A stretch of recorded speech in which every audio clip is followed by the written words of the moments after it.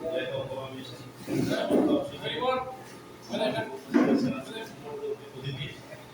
Sylhet press ক্লাবের অত্যন্ত সক্রিয় সহসভাপতি জনাব ফয়জুল আলম, উপস্থিত আছেন আমাদের সিনিয়র সহসভাপতি জনাব জাভেদ হান্নান, উপস্থিত গোলাপগঞ্জের কৃতি সন্তান আমাদের প্রেস ক্লাবের সাথে যারা বঙ্গবন্ধুকে জড়িত সিলেট প্রেস ক্লাব আনোয়ার শাহজাহান পাণ্ডুলিপি, যিনি গত কয়েক বছর ধরে নিয়মিত প্রচার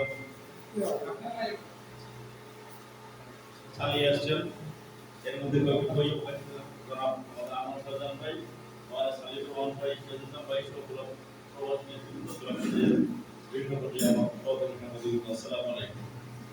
আসলে যা বলার আমাদের আমাকে বলে ফেলছেন, সময় আমাদেরকে আসলে অনেক কিছু পিছনে নিয়ে গেল। কারণ আমরা দীর্ঘই পেরিয়ে না দিলে হয়তো আরো জলবায়ু বক্তব্য শুনতে পারতাম। তো যাই হোক, আজকে যেহেতু আমাদের সম্পর্ক না, আমরা ধরুন আমি হয়তো 1998 সাল থেকে দৈনিক সিলেট ডাকে কাজ করছি। তো সম্ভবত আমার আগে পরে এরকমই বিদ্যালয়তে আমার কাছে পড়ছে এবং দেখেছি যে সিলেটের ডাক এবং সিলেট বাণী ছাড়া সিলেটের সবকটি পত্রিকায় কাজ করার অভিজ্ঞতা রয়েছে। আরেকটি বিষয় হচ্ছে যে গোলাপগঞ্জ বিহারীবাজার সংবাদ, যেটি আমাদের মাওলানা রশিদ ভাই প্রকাশ করেছিলেন, এটাকে এই দুই উপজেলা জনপ্রিয় করার পিছনে কিন্তু সাহেবের অনেক অবদান রয়েছে এবং উনি মিডিয়া গাইডরা বিভিন্ন প্রতিষ্ঠানে জড়িত। পাশাপাশি রিসেন্টলি যেটি করছেন যে আমাদের রহিত ভাইদের সাথে মিলে যে সিলেটের প্রতি বছর সিলেটের 5 জন সাংবাদিককে করার একটা পুরস্কৃত করবেন, এই যে বিষয়গুলো আমি সোশ্যালকে যখন দেখছি যে উনি কিন্তু নিজেকে সবসময় সাংবাদিকদের কল্যাণে নিয়োজিত রেখেছে। এটা কিন্তু আমাদের জন্য একটা আশার কথা। আমাদের প্রিয় ছোট ভাই নাজমুল যখন মারা গেল, নাজমুলকে করে জটিল নিয়ে থাকা শুরু করে এখন পর্যন্ত নাজমুলের পরিবারের খোঁজখবর নেওয়া একমাত্র প্রচলন করে যাচ্ছে। পাশাপাশি আপনারা জানেন যে জুলাই আগস্ট বিপ্লবে আমাদের আরেক প্রিয় সহকর্মী ছিলেন সম্মানিত সদস্য জনাব এটিএম তুরাব মারা গেছে। তাকে নিয়েও তার প্রচুর কাজকর্ম করেছেন, একটি বইও প্রকাশনার চেষ্টা করেছেন। এই যে সাংবাদিকদের নিয়ে, এই যে সাংবাদিকদের প্রতি তার যে দুর্বলতা, এটা কিন্তু আমাদেরকে অনুপ্রাণিত করে, আমাদেরকে আমরা যেটা আজকে আমি শুরু একটি আমি দিলবইকে এখানে একটু ধন্যবাদ জানাতে চাই যে আমি যখন গত এক সপ্তাহ থেকে বলছিলাম এখানে আসার জন্য, তো আমি আসলে জানতাম যে প্রেস ক্লাব যে একীভূত হয়ে গেছে। আমি আজকে আসার আগে একটু জায়গায় বলছিলাম যে কি অবস্থা প্রোগ্রামে যাবো, তো জানলাম বললো যে না দিলু ভাই এখানে আপ্যায়ন করে এটা কিন্তু আমাদের জন্য একটি আশা। আমরা মনে করি আজকে দেখেন যে সেদিকে দেখলাম আমাদের ফেডারেল সাংবাদিক ইউনিয়নের একটি সেমিনার হচ্ছে, ওখানে ফেডারেল সাংবাদিক ইউনিয়নের সভাপতি এবং সেক্রেটারি আমাদের কাজে বরিশাল যেটা বলতেছেন যে ওনাদের প্রোগ্রামে যে সাংবাদিকের সারা দেশ পড়ে গেছে, এই প্রোগ্রাম থেকে বলছেন। এই যে একটি অবস্থা আমরা যেটা দেখতে পাচ্ছি যে প্রকৃত সাংবাদিকদের কাজ করার সুযোগ কিন্তু অনেকটাই আপনাদের ক্ষীণ হয়ে আসছে এবং এই অবস্থায় আমাদের কিন্তু ইউনাইটেড থাকা ছাড়া আমাদের কিন্তু কোনো বিকল্প নেই।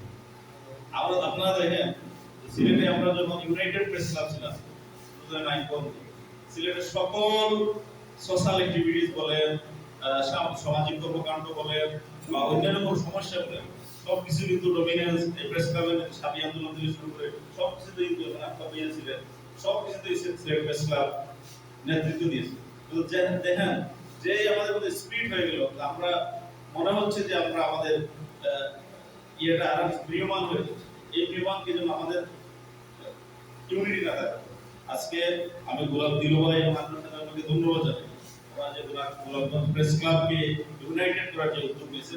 আমি আশা করব আপনারা নিজেরা কিছুটা হলেও সাথ দিয়ে এই জিনিসটাকে ইউনাইটেড রাখার চেষ্টা করবেন। ইউনাইটেড ফুডসের শক্তিটা কিন্তু আলাদা, অন্যরকম। প্রশাসন থেকে শুরু করে সব জায়গায় আপনাকে একটা অন্যরকম মূল্যায়ন, এই মূল্যায়নটা আমরা চাচ্ছি। আর আপনারা দেখেন সোশ্যাল মিডিয়া বর্তমানে যে অপপ্রচার চলছে, আপনি একটা নিউজ করার আগে সোশ্যাল মিডিয়াতে চলে আসছে, কেউ ভেরিফাই না করে ফেসবুকে দিয়ে দিচ্ছে। নিউজটা যদি সত্য হয় তাহলে ঠিক আছে, নিউজটা যদি অসত্য হয় তাহলে একজন মানুষের জীবনে মানে কি পরিমাণ ক্ষতি হচ্ছে, আপনি তাকে প্রতিবাদ ছাপিয়েও তার সেই সম্মানটি আপনি পুনরুদ্ধার করে দিতে পারবেন।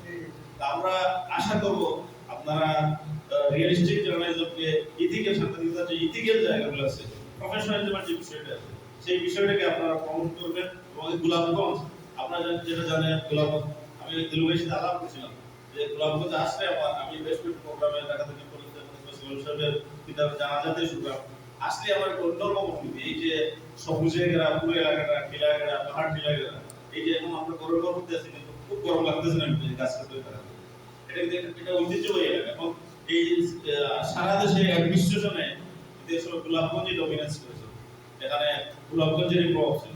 কিন্তু আজকাল বর্তমানে দেশে যে এটা কিছুটা পরিমাণ লাভ হয়ে যাচ্ছে, এটা আমার মনে হয় এইসব ক্ষেত্রে আমাদের সাংবাদিকদের, যেহেতু আমরা সাংবাদিকরা সব ক্ষেত্রে আমরা সকল বিষয়ে রিপোর্ট করি, আমার মনে হয় গোলাপগঞ্জের শিক্ষা নিয়ে আমাদের কিছু রিপোর্ট করা দরকার, যাতে শিক্ষা ক্ষেত্রে গোলাপগঞ্জে আরো কিছু এগিয়ে নিয়ে যাওয়া যায়।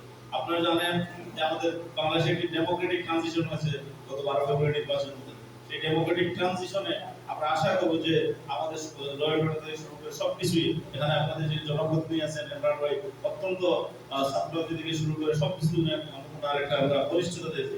আমরা আশা করবো উনি যেসব পদক্ষেপগুলো নেবেন অথবা ওনার যেসব পজিটিভ কার্যক্রম, আপনারা সেই কার্যক্রমগুলো নিয়েই এই এলাকাকে আপনারা এগিয়ে নিয়ে যাবেন। পাশাপাশি আমি কথা বেশি বাড়াবো না, যেহেতু ইলেকট্রিসিটি আমাদের বাড়াবার জন্য সর্বশেষ সোলান সাহেব এবং আক্তার ভাইয়ের বক্তব্য শুনবো। আপনারা সোলান সাহেবকে আজকে যে সম্মান দিলেন, আমরা মনে করি এই সম্মান সিলেট প্রেস ক্লাব সম্মান। আমরা আমাদের সিলেটের জন্য এই সম্মানের জন্য এখানে আরেকটা আমার একটা ইয়ে বিষয় হচ্ছে যে আরো কিছু এখানে কমন ফেস ছিল গোলাপগঞ্জে, এই ফেসগুলো থাকলে আরো হয়তো আমরা আরো বেশি মনে হতাম যে একটা ইনক্লুসিভ প্রোগ্রাম হতো আগামীতে। হয়তো যেহেতু আমাদের দিলুবাইয়ের জোড়ানোর চেষ্টা করতেছেন, আগামীতে হয়তো এই বিষয়গুলো আরো আমরা দেখতে পাবো। আপনারা সবাই মিলে এই গোলাপগঞ্জকে আপনারা এগিয়ে নিয়ে যান এবং আপনাদের যেসব বিদ্যমান সাংবাদিকতা আনোয়ার ভাই প্রতি আমরা কৃতজ্ঞ যে এটা আপনাদেরকে একটি ভবন দিয়ে সহযোগিতা করছেন। এবং আনোয়ার ভাই একজন শুধু ভবন না, অন্যান্য ক্ষেত্রে কিন্তু সবসময় সাংবাদিকদের কল্যাণে ওনার পাতিজা রাহাত, আমার সাথে রাহাতের মাধ্যমে আমার সাথে পরিচয়, আমার সাথে কাজ করেছে জায়গা দিনে। তো আমি তার মধ্যে যে পলাইটনেস, তার যে বিনয় আমি দেখছিলাম, আসলে সেই বিনয়টা আমি এখনো আমার কাছে পরিস্ফুটিত হয়েছে। রাহাত যেভাবে কাজ করছে, আনোয়ার ভাই আমি সেই বিষয়টি দেখি। আমরা আশা করবো আপনারা আনোয়ার ভাইয়ের মতো মানুষ, এখানে দিলুভাইয়ের মতো মানুষকে আপনারা পেয়েছেন। আরেকটি বিষয় আপনাদের উল্লেখ করতে চাই, দিলুভাই হচ্ছেন এমন এক ব্যক্তি, উনি সিলেট প্রেস ক্লাবের মেম্বার ছিলেন।